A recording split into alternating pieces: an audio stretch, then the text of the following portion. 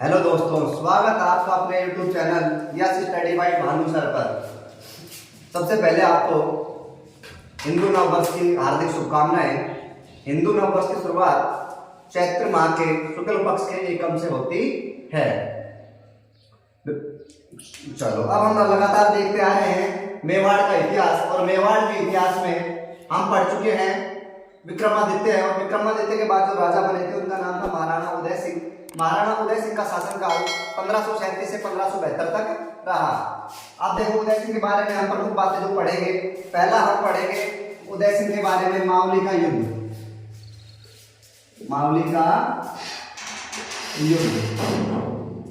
का युद्ध पढ़ेंगे, उसके जस्ट बाद पढ़ेंगे हरमाड़ा का युद्ध। उदय सिंह के शासनकाल में दो युद्ध थे। अब देखो मावली का युद्ध होता है बनवीर वर्सेस उदय सिंह। सुने, बनवीर कौन था? बनवीर था मेवाड़ का राजा। कब तक था? जब तक उदय सिंह बड़ा नहीं होता। लेकिन बनवीर के मन में लालच आता है और उदय सिंह को मारने की कोशिश करता है। उदय सिंह की धाय मां जो पन्ना धाय थी, उदय सिंह को ले जाती है कुंभलगढ़ दुर्ग, और कुंभलगढ़ दुर्ग का जो किलेदार होता है आशा देवपुरा, वो वहां पर उनको शरण देता है। उदय सिंह वहां पर 3-4 साल रहते हैं, और जब ठीक स्थिति हो जाती है तो उसके बाद वो क्या करते हैं, मेवाड़ के ठिकाने थे 16 ठिकाने, उनके सामंतों को बुलाते हैं और सारी बातें बताते हैं। सारे सामंत मिलकर उदय सिंह को राजा घोषित कर देते हैं, और आकर मेवाड़ पर चढ़ाई करते हैं, और बनवीर से युद्ध करके यहाँ का युद्ध ये जीत जाते हैं। युद्ध में तो सहयोग कौन करता है? युद्ध में मारवाड़ का शासक था मालदेव। उस टाइम तो वो मदद करते हैं उदय सिंह को, और उदय सिंह को जिता देते हैं। बनवीर वहां से भाग जाता है। दूसरा ये युद्ध हुआ था मावली का युद्ध। कब हुआ था? 1540 में। ध्यान रखने योग्य बातें। मावली का युद्ध कब हुआ? 1540। किस किस के मध्य हुआ? बनवीर और उदय सिंह के मध्य हुआ। उदय सिंह की मदद किसने करी? मालदेव ने करी। क्यों करी? क्योंकि बनवीर उदय सिंह को मारना चाहता था। उदय सिंह कहाँ गया? कुंभलगढ़। कौन लेके गई थी? उसकी धाय मां कौन थी? पन्ना धाय। ठीक है, ये बातें हम इस मावली के युद्ध में हैं। उसके बाद पढ़ेंगे हरमाड़ा का युद्ध। हरमाड़ा का युद्ध की बात करें, कब हुआ था? 1527। किस किस के मध्य हुआ? उदय सिंह वर्सेस कौन था? हाजी खां पठान। कौन कौन था? उदय सिंह वर्सेस हाजी खां पठान।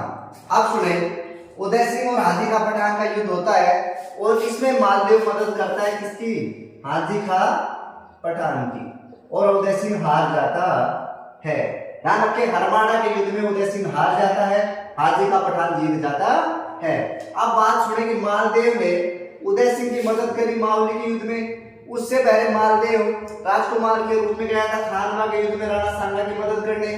तो अब इस बार उसने इसके मेवाड़ की मदद क्यों नहीं करी? हाजी खां पठान की मदद क्यों करी? क्या थे कारण?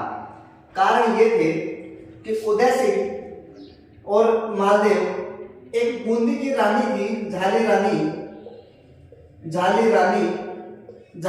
से शादी करना चाहता था मालदेव, और झाली रानी का पिता शादी कर देता है उदय सिंह से। अब इन दोनों में विवाद की स्थिति उत्पन्न हो जाती है। क्यों? क्योंकि मालदेव शादी करना चाहता था, शादी हो जाती है किससे? उदय सिंह से। तो मालदेव और उदय सिंह में क्या उत्पन्न हो जाता है? विवाद। इस कारण से मालदेव मौका देख रहा था उदय सिंह को हराने का, और जैसे हरमाड़ा का युद्ध हुआ उसने हाजी खां पठान की मदद करी और उदय सिंह को हरा दिया। कुछ कहा जाता है कि जो झाली रानी थी, इसकी बड़ी बहन बड़ी बहन की शादी हो रखी थी किससे? मालदेव से। मालदेव ने साली थी झाली रानी, मालदेव इससे भी शादी करना चाहता था। ये बातें कुछ सुनने को मिलती है। बात करें हाजी खां पठान से उदय सिंह का युद्ध क्यों हुआ? हाजी खां पठान से उदय सिंह का युद्ध इसलिए हुआ कि उदय सिंह के बहुत से एहसान थे हाजी खां पठान पर, और हाजी खां पठान के पास एक महिला थी, जिसका नाम था रंगराय। क्या नाम था? रंगराय। रंगराय के पास वो महिला थी। उदय सिंह इस महिला को चाहते थे। उदय सिंह ने हाजी खां पठान को कहा कि ये महिला आप मुझे दे दें। हाजी खां पठान मना कर देता है। इस कारण से उदय सिंह और हाजी खां पठान में युद्ध होता है। उस युद्ध का नाम है हरमाड़ा का युद्ध। कब हुआ? 1527 में। किस किस के मध्य हुआ? उदय सिंह और हाजी खां पठान के मध्य। इतनी बातें हो गई थी। ये बात थी महाराणा उदय सिंह की युद्धों से संबंधित। अब बात करें महाराणा उदय सिंह का शासन काल। बात सुनिएगा।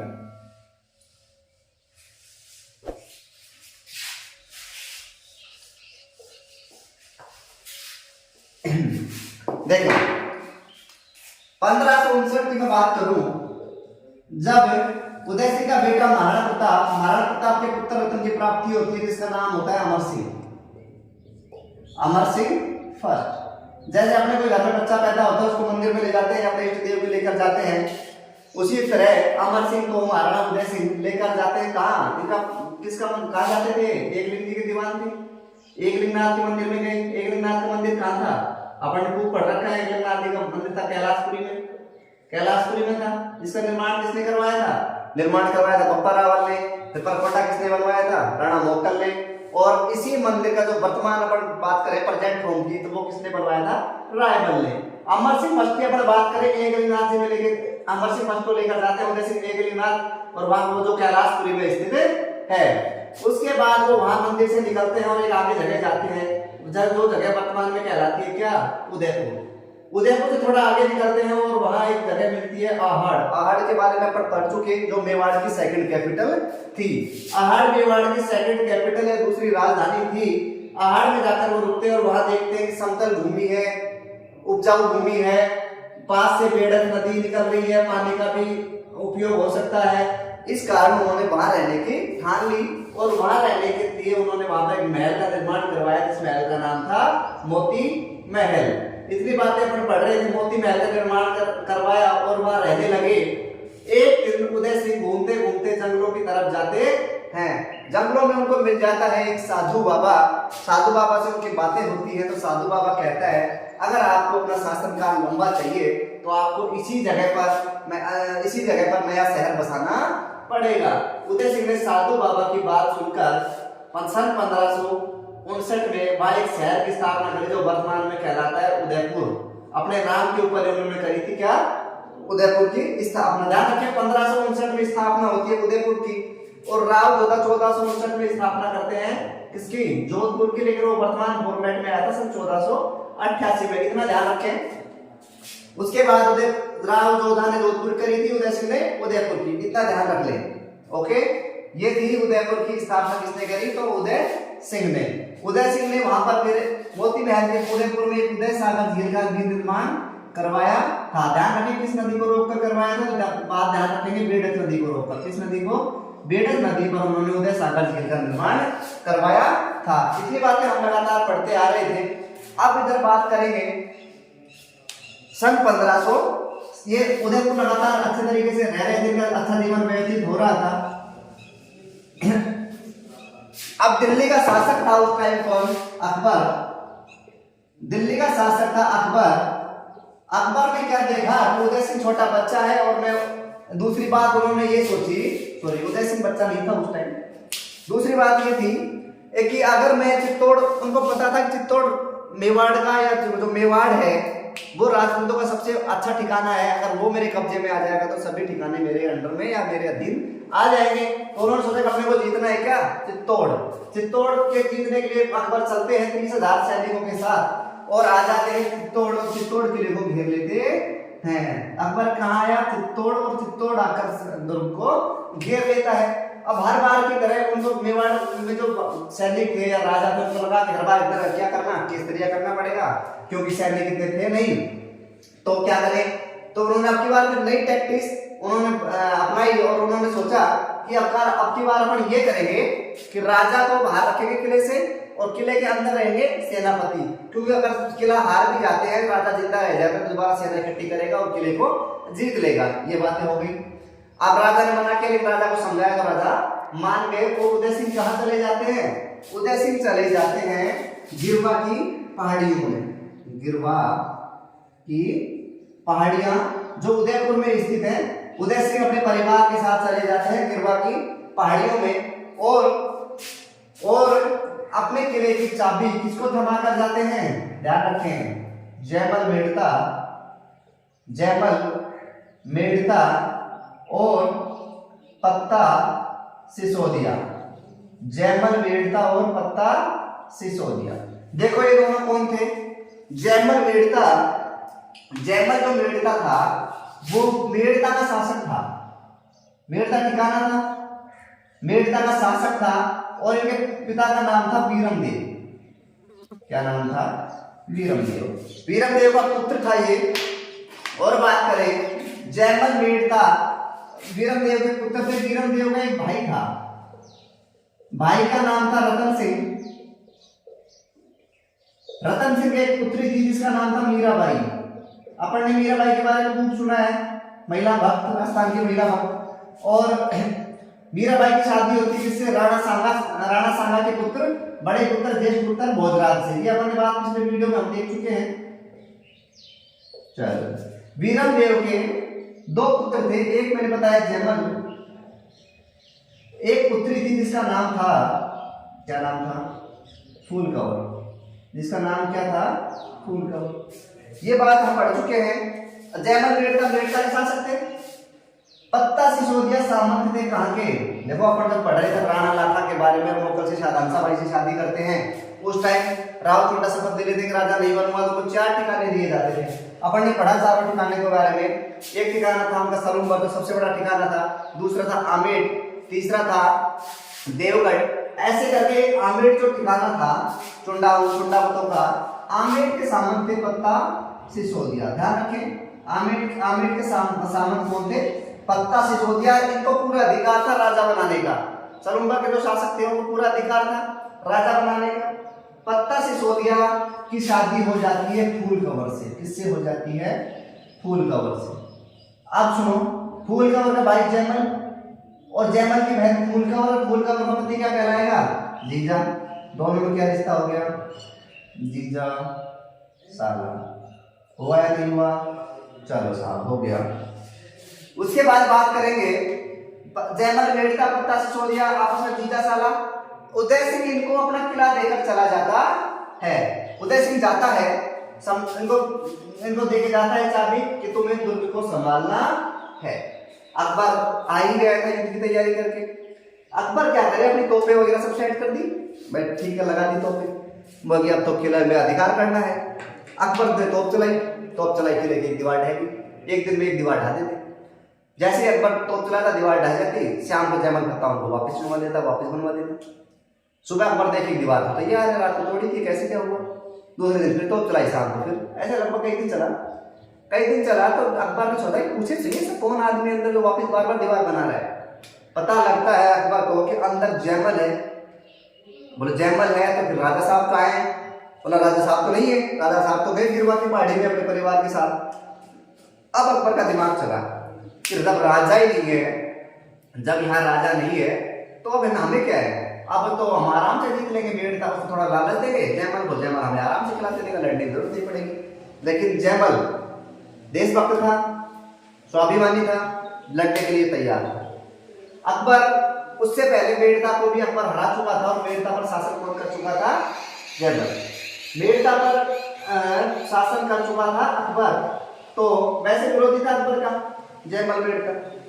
ठीक है, अकबर संदेश पहुंचाता है जयमल के पास कि जयमल अपने देखो बात गई रात गई, जो बातें थी आपका किला मैंने ले लिया था, वो किला मैं आपको दे देता हूँ, आप वापस ले लें और अपने किले में जाए, वहां राजा बन कर रहे हैं। यहाँ क्यों भी मतलब किसी की नौकरी कर रहे हैं? जयमल उनको स्पष्ट मना कर देता है कि मेरे को अब दीवान जी ने मुझे यहाँ की चाबी सौंपी है, तो अब मैं तो ये आपको जीतने नहीं दूंगा, मुझे लड़ाई लड़नी पड़ेगी। इतनी बातें हो गई। वापिस संदेश आता है, अकबर देखता है यार ये तो मानने वाला नहीं है जयमल, तो करे क्या? बोला ये करो आप। दोबारा संदेश भेजता है कि देख जयमल, युद्ध में लड़ूंगा, तुझे पता है मेरे पास सेना भी ज्यादा है, हम जीतेंगे भी। बोल बताओ जी तो लड़ो, बोलो मना थोड़ी किया। जयमल देता है जवाब। जयमल को फिर कहते थे मैं तो एक ऊपर और दे देता हूँ, मेड़ता तेरा था तू रख, मेड़ता के साथ मैं तेरे को नागौर और दे देता हूँ, एक के साथ एक किले ले जा। मेड़ता तेरा था रख, नागौर तेरे को और दिया, तू यहाँ से किले को छोड़कर जा। लेकिन जयमल मेड़ता जाने वाला नहीं था।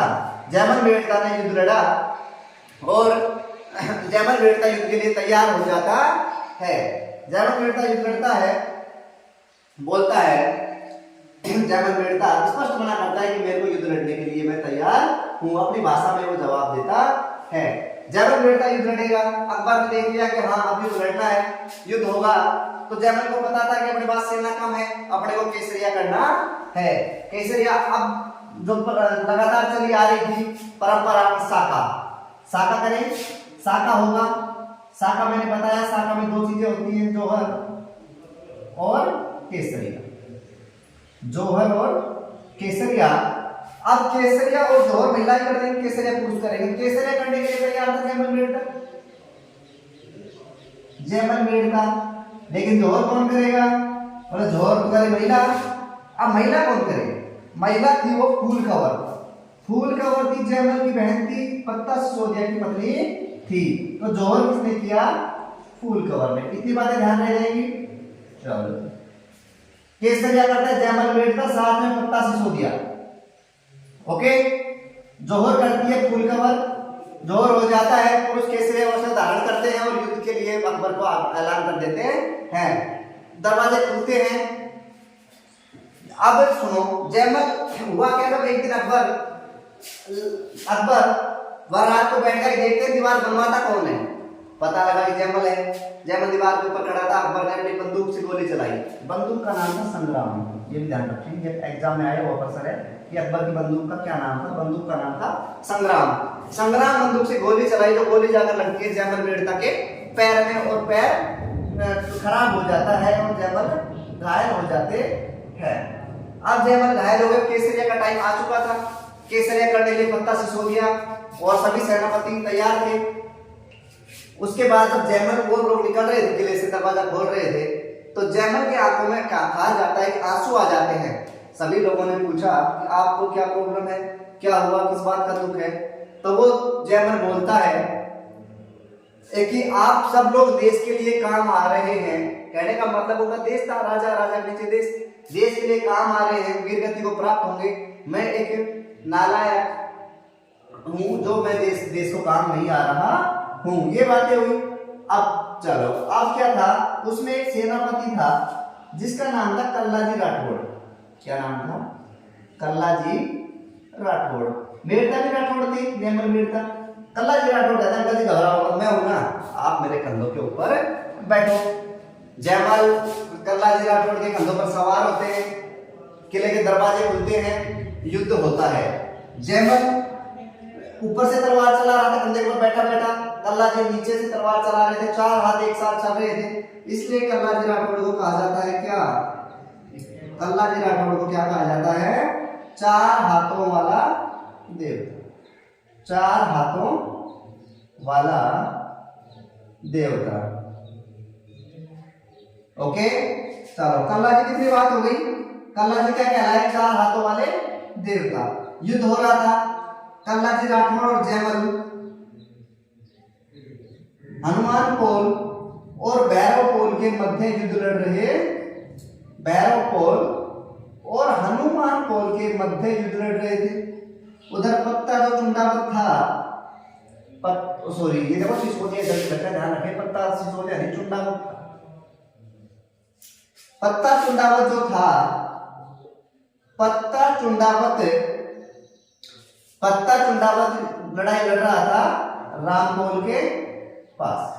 अच्छा, युद्ध लड़ा। अब देखो केसरिया का मतलब क्या था कि विरोधी जो सेना है उसको ज्यादा से ज्यादा जितना नुकसान पहुंचाया जा सकता है उतना नुकसान पहुंचाओ, क्योंकि उनको पता था लास्ट में हमें तो बढ़ना है। अकबर के पास 30,000 सैनिक, जैमल और पत्ता के पास 8,000 सैनिकों की संख्या, तो हारना तो लगभग तय था। लेकिन इनका लक्ष्य था कि विरोधी जो सेना है उसको ज्यादा से ज्यादा नुकसान पहुंचा दे। युद्ध होता है, कल्लाजी राठौड़, पत्ता सिसोदिया और जैमल तीनों वीर गति को प्राप्त हो जाते हैं। कहा जाता है कि अकबर युद्ध जीतने के बाद किले के अंदर प्रवेश करता है और देखता है कि किले के अंदर कुछ नहीं, सब राख ही राख, कुछ सब कुछ खत्म हो चुका था। तो वापस किले को छोड़कर आता है और जो जनता वहां की चित्तौड़ की 30,000 लोगों का कत्लेआम करवाता है। ये कत्लेआम पहले करवाया था अलाउद्दीन खिलजी ने 1303 में, और अब दोबारा करवाया अकबर ने। ये जो साका इधर हुआ था फूल कंवर जैमल मेड़ता के द्वारा, ये चित्तौड़ का तीसरा साका कहलाता है। चित्तौड़ में टोटल 3 साके हुए। पहला था 1303 ईस्वी में, दूसरा हुआ 1534 में कमला देवी और बाघ सिंह, और जो देवली दीवान थे, और तीसरा हुआ 1568 में। ये ध्यान रखें, चित्तौड़गढ़ में 3 शाखे थे। अब सुनो, उसके बाद इस जीत के बाद अकबर एलसी नामक सिक्का चलाता है। एग्जाम में आया हुआ सवाल है, चित्तौड़गढ़ दुर्ग को जीतने के बाद अकबर ने कौन सा सिक्का चलाया, कौन सा कॉइन चलाया, तो ध्यान रखें एलसी कॉइन। इतनी बातें हो चुकी, लेकिन अकबर युद्ध जीत जाता है, लेकिन पत्ता और जयमल की युद्ध लड़ने की जो तकनीकी थी उससे प्रभावित हो जाता है और दोनों की मूर्तियां लगाता है कहाँ, आगरा के किले में। कहाँ लगाता है, आगरा के किले में। आगरा का किला, आगरा के किले में मूर्ति कौन लगाता है, किस किस की लगाता है, पत्ता की और पत्ता, चुंडावत और जयमल वीरता की। इनके युद्ध नीति से प्रभावित होकर अकबर की मूर्ति आगरा के किले में लगाता है। तो एग्जाम में आया हुआ सवाल है कि अकबर जो अकबर है उसने कौन से चित्तौड़गढ़ जो शासक थे, मेवाड़ के शासक थे, प्रभावित होकर उनकी मूर्तियां आगरा में लगवाई। ध्यान रखें, आगरा में लगवाई पत्ता और जयमल ने। पत्ता और जयमल की मूर्तियां हाथी पर बैठे हुए लगवाई थी। किसने लगवाई, अकबर ने आगरा के किले में। इतनी बात हो गई। कुछ समय बाद मुगल शासक होता है औरंगजेब, वो देखता है अगर आगरा किले में ये मूर्तियां किसकी है, उसको बताया जाता है कि हमारे जो परदादा जी थे अकबर, उन्होंने क्या नाम है इनकी युद्ध नीति से प्रभावित होकर इनकी मूर्तियां लगवाई, मेवाड़ के सेनापति थे। उसके बाद वो कहता है हटाओ इनको, मेवाड़ से हमें क्या लेना देना, और औरंगजेब मूर्तियों को हटवा देता है इनकी मूर्तियां। उसके बाद कहते हैं बीकानेर के जो शासक थे राय सिंह, बीकानेर के राजा राय सिंह ने बीकानेर किले में मूर्तियां लगवाई थी। ये बात जानकारी मिलती है हमें किससे, एक लेखक इतिहासकार थे बर्नियर ने एक पुस्तक लिखी थी। क्या लिखी थी, उन्होंने लिखी थी travels in the Mughal empire. वो पुस्तक बर्नियर ने बताया कि इनकी मूर्तियां बीकानेर के जूनागढ़ दुर्ग में लगी हुई हैं। इतनी बातें हो गई थी। अब सुने, अब उदय सिंह का सबसे बड़ा बेटा था प्रताप, जो अपन पढ़ेंगे महाराणा प्रताप। महाराणा प्रताप के बारे में हमने बहुत सुना है, महाराणा प्रताप के बारे में। महाराणा प्रताप के बारे में देखो, अब उदय सिंह की ये बात हुई, उदय सिंह की। अब उदय सिंह वापस कुछ दिन बाद उदय सिंह गिरवा की पार्टियों में उनकी हत्या मृत्यु हो जाती है। इतना ध्यान रखें। अकबर का सबसे उदय सिंह का सबसे बड़ा बेटा का क्या नाम, प्रताप, जो पढ़ेंगे महाराणा प्रताप। उसके बाद उनका बेटा एक जगमाल छोटा बेटा था, प्रताप बड़ा बेटा था। लेकिन जगमाल की माता थी भटियानी रानी। उदय सिंह का भटियानी रानी से ज्यादा लगाव होने के कारण जगमाल को वहां का राजा घोषित कर देते हैं। इतनी बातें हो गई। लेकिन जो अब देखो मेवाड़ का शासक कौन, राजतिलक कौन करता था, सलूम्बर के जो सामंत थे वो करते थे। जगमाल को उन्होंने राजा बनने से मना कर दिया, या राजा उनको बनाया नहीं, और वो अपने राजा किसको घोषित कर देते हैं, प्रताप को। आगे जाकर शासक बनता है प्रताप, जिनका शासनकाल रहता है 1572 से लेकर 1597 तक। ये पढ़ेंगे हम कल या नेक्स्ट वीडियो में। अगर आपको वीडियो अच्छी लगी है तो वीडियो को लाइक करें, शेयर करें, सब्सक्राइब करें।